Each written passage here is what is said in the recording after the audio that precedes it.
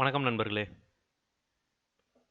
இந்த வீடியோவில் நம்ம என்ன பார்க்க போகிறோம் அப்படின்னு நீங்கள் பார்த்தீங்கன்னா, நம்ம எல்லார் கையிலையுமே ஆண்ட்ராய்ட் ஸ்மார்ட் ஃபோன் இருக்குது. அதை எப்படி பல பேருக்கு சரியாக யூஸ் பண்ணணும்னு தெரியல. அதை பற்றி கற்றுத்தரத்துக்கான ஒரு சின்ன முயற்சி தான் இந்த வீடியோ.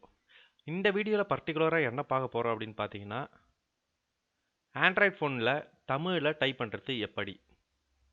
நம்ம எல்லாருமே கையில் ஃபோன் வச்சுருப்போம்.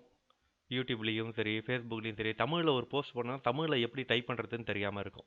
ஸோ இந்த வீடியோவில் நம்ம தமிழில் எப்படி டைப் பண்ணுறதுன்னு பார்ப்போம். அதுக்கு நீங்கள் முதல்ல ப்ளே ஸ்டோர் போயிட்டு செல்லினம் அப்படின்னு டைப் பண்ணிட்டு என்டர் கொடுத்தீங்கன்னா அந்த அப்ளிகேஷன் ஓப்பன் ஆகும். இந்த அப்ளிகேஷன் நீங்கள் டவுன்லோட் பண்ணிவிட்டு அதுக்கப்புறமா இதை இன்ஸ்டால் பண்ணிவிட்டு நீங்கள் யூஸ் பண்ணீங்க அப்படின்னா ரொம்ப ஈஸியாக தமிழில் டைப் பண்ண முடியும். ஸோ அது எப்படின்னு பார்ப்போம் வாங்க.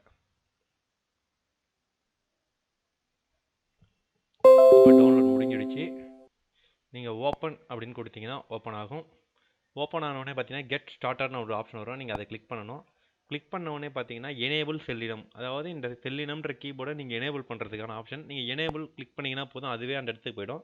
அந்த இடத்துல பார்த்தீங்கன்னா செல்லினம்ன்றதுல டிக் பண்ணிவிட்டு ஓகே கொடுத்தீங்கன்னா அதுவே அடுத்து சுவிட்ச் இன்புட் மெத்தட், அதாவது நீங்கள் வந்து கீபோர்டை எனேபிள் பண்ணிட்டீங்க.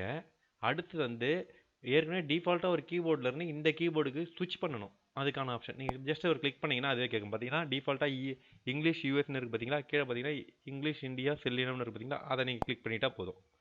அடுத்தது ஃபினிஷ்டு. ஸோ இதை நீங்கள் கொடுத்துட்டிங்கன்னா போதும். நீங்கள் கீபோர்டு இதுக்கு மேலே எங்கே டைப் பண்ணினாலும் வந்து உங்களுக்கு வந்து தமிழ்லேயே வரும். நீங்கள் வாட்ஸ்அப்போ ஃபேஸ்புக்கோ அல்லது வேறு ஏதோ ஒரு மெசேஞ்சரில் நீங்கள் தமிழில் டைப் பண்ணணுன்னா என்ன அப்ளிகேஷனில் நீங்கள் அனுப்புகிறோமோ அந்த அப்ளிகேஷனை ஓப்பன் பண்ணுங்கள். ஓப்பன் பண்ணிவிட்டு ஜஸ்ட் நீங்கள் யாருக்கு மெசேஜ் அனுப்பணுமோ அவங்கள அனுப்பிச்சிட்டு இப்போ பார்த்தீங்கன்னா கீபோர்டு தெரியுது பார்த்தீங்களா, இப்போ வந்து இங்கிலீஷில் டைப் ஆகுது. ஓகேங்களா, இது இங்கிலீஷில் டைப் ஆகுது. நீங்கள் அப்படியே கீழே வந்தீங்கன்னா இந்த அப்படின்னு லோகத்தை பார்த்தீங்கன்னா அதை நீங்கள் தொட்டிங்கன்னா இப்போ தமிழ், இந்த ஸ்பேஸ் வர்ற தமிழ்னு வந்துடுச்சு அப்படின்னா கீபோர்டு வந்து என்ன சொல்கிறது தங்கிலீஷ், அதாவது அம்மா அப்படின்னு டைப் பண்ணோம்னா AMMA அப்படின்னு நீங்கள் டைப் பண்ணிங்கன்னா அம்மா அப்படின்னு வந்துடும்.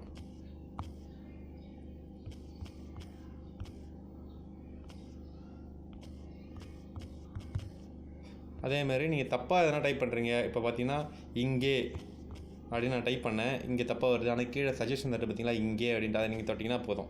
ஸோ இந்த மாதிரி டைப் பண்ணிக்கலாம். அப்படி இல்லை அப்படின்னா இன்னொரு வாட்டி அந்த மூவை டைப் பண்ணிங்கன்னா ஃபுல்லாகவே கீபோர்டே தமிழில் மாறிடும். இப்போ வந்து ஆ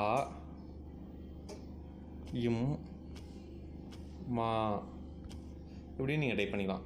ஸோ இந்த கீபோர்டு வந்து இங்கிலீஷ்லேயும் டைப் பண்ண முடியும், தங்கிலீஷ்லேயும் டைப் பண்ண முடியும், அண்டு தமிழ் கீபோர்டாக ஃபுல்லாக வர வச்சும் டைப் பண்ண முடியும். இதுதான் இந்த கீபோர்டில் ஸ்பெஷாலிட்டி.